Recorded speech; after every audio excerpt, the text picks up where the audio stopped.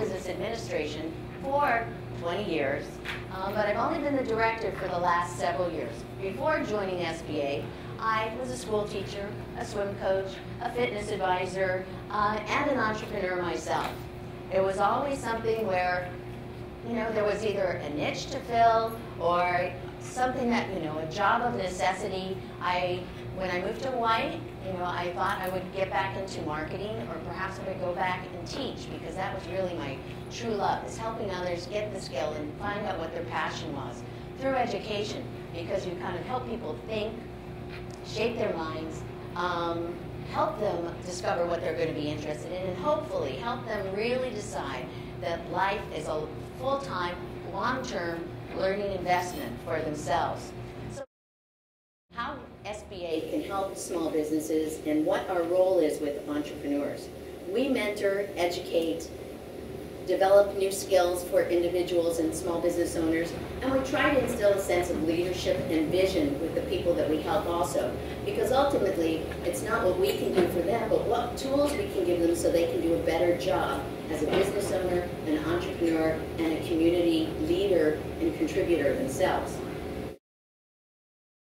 Our agency has done a tremendous job working with the local banks, with our resource partners in the local community, and also just my small staff here to really try and get the word out about what we can do to help small businesses and why they need to be looking at what they're doing, how they're delivering their products and services, and perhaps even along with the economy and the changes that have been so vast in the last several years, it's really a time to reinvent your business, revisit your mission, reassess what's going on. So now it is a time for small businesses not to just be a small business or a small business owner. It's not enough. It's time to be entrepreneurial and to really grasp what it means to be entrepreneurial.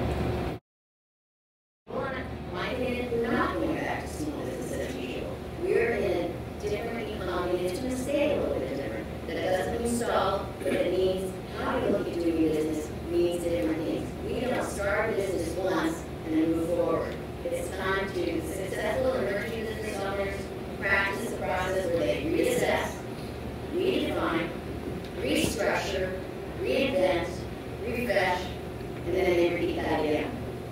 Facebook founder Mark Zuckerberg calls it iteration, where you build into your organization a philosophy or a culture where the goal is to disrupt yourself. Find your vulnerabilities and opportunities before somebody else does. You find them, you fix them, and you keep doing it over and over again.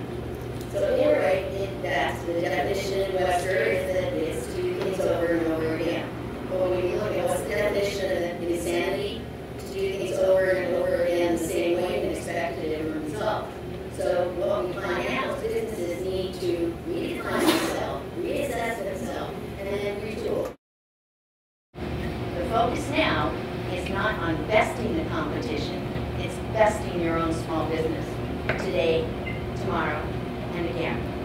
The 21st century business model is pretty complex. You have to be able to adapt to change, anticipate change, and act to change. I look at some of Hawaii's best known businesses and their evolution.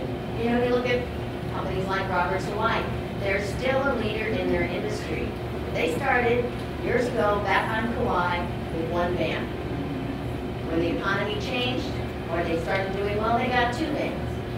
Then the economy shifted again. We had a hurricane. There weren't as many tourists. They started providing transportation for students. Then the economy changed again. Tourists started coming back. They added guided tours. They grew. They changed again. They started offering tour packages, putting together the trip, this hotel stay, the vehicles. They continued to change and grew a company that now is throughout the state of Hawaii, has international connections, is on the mainland. They reassessed, reinvented, retooled, redefined themselves. So it's not enough just to be the top dog, the biggest. You got to think of some other things. Some of the traditional business wisdom, like the 3 C's, are still there.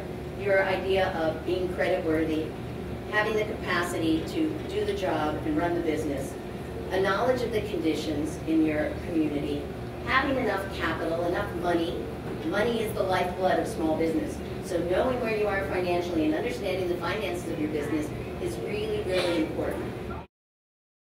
How you're looking at your business, how you're running your business.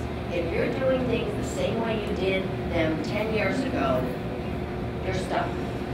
You need to look at revisiting your skills, what you're doing, how you're reaching your customers.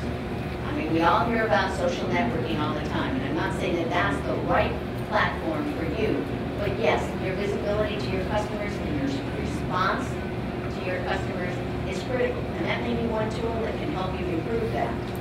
As a business owner, you've got to know too that it's not all about you. A lot of us think that way. It's all about me, I run the business, I control the business. It's all about what you do. And again, yes, it's all about your customers, because then you need to have them want your product or service, want to pay what you want for your product or services. They need to know where to find your product and services. But you have to be able to talk about what your bigger mission, vision, and what are your values. Mission, vision, and values. So people are connecting in different ways now. So just having the oldest, biggest sporting goods shop, or the only restaurant in my neighborhood, or the daycare facility is not necessarily enough, because those services need to mean more to the people who are seeing you. You need to really be able to have clarity about what it is you're offering, how you're offering it, the execution of your company, or how you deliver your product and services need to match what you say about your product and services. Bring those ideas together. You need to deliver wow customer service. That's the thing that defines you. But what does that mean? And that's different for every small business. How do you wow your clients? What defines you as a small business and makes them want to come back to you? Set that definition at your personal best and make it better every day. That's what we need to do too, is expand those dollars coming in not only to your store, but attracting new customers. So when we talk about exporting has grown in the United States, and that's the market we need to develop, is our export market. We need to bring in new customers, not just from out to the reef or the beaches. We need to bring in customers from around the world, because they do look at Hawaii, and they are looking at our products and services. But you don't have to leave here, they don't have to come here to purchase your products and services. Marketing, marketing, marketing. How many of you can stand up and really give me a real succinct but powerful description of your business, describing your best, and really making me want to find out more about that business? Or thinking of you as my solution. Those are things that we need to focus on and we really need to know as a small business owner. Being governor is not a very difficult job for being governor. The governor gets to go out every day and cut ribbons, shake hands, do groundbreakings and such. It is the chief of staff that has all the problems. And so what I do is I prioritize in my mind where the issues are. And the things that rise to the top are issues that touch people. In today's society, with the technology that's available to us today, the crisis that come in front of us, whether it's through social media, whether it's through the newspaper, whether it's through just people walking in the door, encourage creativity is getting people to understand that you have the ability, just because there's a structure, you have the ability to say what you want, give us your ideas. Many people call it out of the box. I look for that because it makes my job a heck of a lot easier. And as I said earlier, the budget for us is a big deal. Every day that the revenues are moving, the taxes are coming in or not coming in, is a challenge for us. So how do we've got to look for better ways to do things. And if that means that you're consolidating, if that means that you're expanding, whatever that is, you look to that creativity from the people that are around you. In today's society, it's an easy thing to do. You have access to so much information, so much ability to have that kind of input. It's school of hard knocks, the desire to work hard, and always trying to excel. Then you have people like Ray Kroc and Fred Turner that built McDonald's. I was fortunate enough to meet people like that and interact with them, report to them. And then even here in Hawaii, people like Maurice Sullivan that started Foodland that brought McDonald's here. you know, people with tremendous personal values and standards, giving back to the community. You know, it's not just enough that you make money for yourself, but until you share and make your community better for the next generation, you have not arrived, you know, at what you need to be. And I think these people are all share those values. Bob Black was a very right-wing Republican, a very strong business mind, and so I looked to him. He guided me in what I know today in my business values, and my ethics in business was very guided by him. And the other was Walter Kupau, who, again, as I said, was a labor leader, but he instilled into me what people were about, what the equalities that, you know, that labor unions talked about, and actually instilled in me of the social things that I get involved with today about giving back to the community. Mentors, whoever they are, they don't have to be powerful people. They can be a friend next door. Somebody that you can bounce your thoughts, your ideas, that can give you feedback, whether you're going the right way or the wrong way, give you, even in your own social life. It doesn't only have to be about business. Mentors make you a better person. So if you can't find one, keep looking, reach out. This organization, I think, even offers some opportunities for mentors to get mentoring. I think it is a big part of being successful in life and in business. Classes, you know, I speak at classes a lot, and groups like this. To me, the one advice I want to tell you is that, you know, it's just like sitting on a blackjack table. You cannot be expected that the dealer will deal you a blackjack. You know, the cards that are dealt with you, what do you do with those cards? You know, you could be two deuces, it really doesn't matter. How you play the cards that are dealt with you is really going to determine how you get ahead. You know, just because the guy beside you got a blackjack and you don't, it doesn't mean that you are any second-class citizen. You could get a winning hand by playing correctly. You know, I mean, that to me is what I tell my kids. Don't worry about the next guy, you know, and then move on. Do what you can with the cards that you have. I sit on many nonprofits, and your business, as Victor said, it's a tough business because it's not something 9 to 5. You're having to knock on doors, and you're having to take whatever your nonprofit is. You're having to have that passion. Most people that work in nonprofits have a passion for what they do, and it's not about the money. And so they, you know, that's what they do. The 9 to 5, it's really not about the money. It's about the mission, what they're doing. When times are tough, you know, the costs are more reasonable. Cost of money is also, for us anyway, with McDonald's, we're very fortunate. Our cost of money is also very reasonable. So we're taking advantage of this environment, and that's why you see at McDonald's, we're doing a lot of the rebuilds, remodelings, and things like that. At the end of the day, we're going to have a better competitive business, and at the same token, we're also providing a lot of jobs that people are looking for. So it's, you know, it's fun, and at the same token, we're also contributing to our community.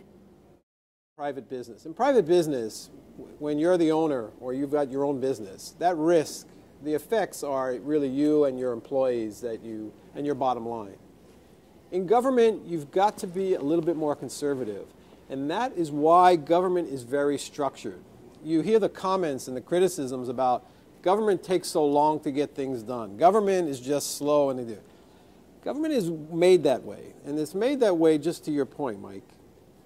They try to take the risk out because you are the safety net. You can't be a gambler. So I try to stay within those guidelines, but I also recognize that there are some times where I've got to make that call. And the risk for me is, in my business, is bad public relations.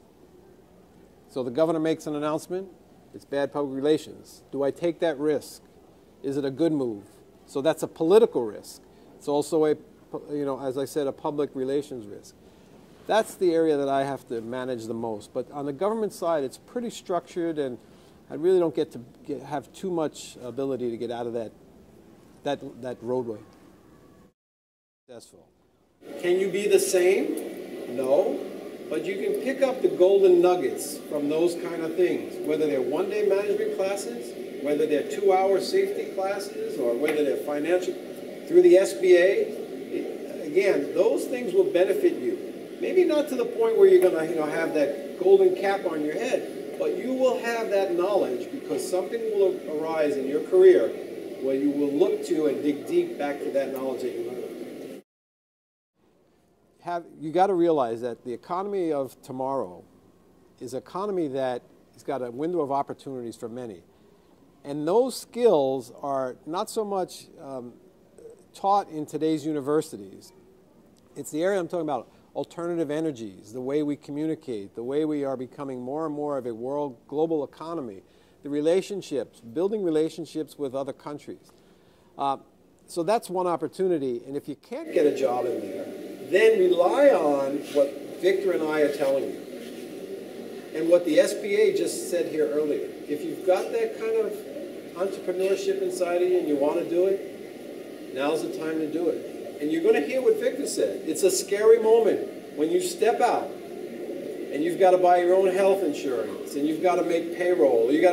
How are you going to do it? It's a scary moment, but success will be a big reward. A lot of what I do today in the nonprofits are because of people like John Henry Felix. So to make it happen, you've got to convey to other people. You folks in this room today look like you're going to be successful. You probably are successful. But when you go home tonight, look in that mirror and think about the people that don't have that opportunity to be successful. Maybe not because of themselves. Maybe they were born with it. Maybe something has happened, a crisis. That's what you got to look at. Because when you can do that and reflect on that, that will make you a pure success in your life. And it's a great feeling. I tell you, the reward, it's unbelievable. It's something that you will cherish. My career started with the U.S. Army. I took my training at Schofield Barracks, was a participant during the Korean conflict. Upon getting out of the service, I joined the 442nd Reserves. I was the only non-Japanese in the unit at that time, and went on to join the National Guard, the Hawaii National Guard, and then became a member of the United States Air Force. I remained a reservist for some 35 years. Now, I've been asked to talk about vision. So let me begin with a paraphrase of something Stephen R. Covey wrote.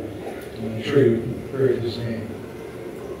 Covey, as you know, is the author of the widely admired 7 Habits of Effective People. The second of those 7 habits is to begin with the end in mind. Now, I had no idea back in 1960 that I would end up here at this particular point in time. What does beginning with the end in mind mean for each of us? Covey explains, is to begin as your frame of reference with an image of the end of your life. No, that doesn't mean not beginning by trying to picture yourself on your deathbed. It doesn't mean that. Rather, it means beginning with an image of how, when you're sitting in your rocking chair in your golden years and look back at your life, you see the most important, worthwhile things that you have striven for, and yes, accomplished. Now that is a worthy frame of reference. If you know what you'd like to look back upon with satisfaction, many decades down the road, you'll have a great vision of how to approach everything you do in life.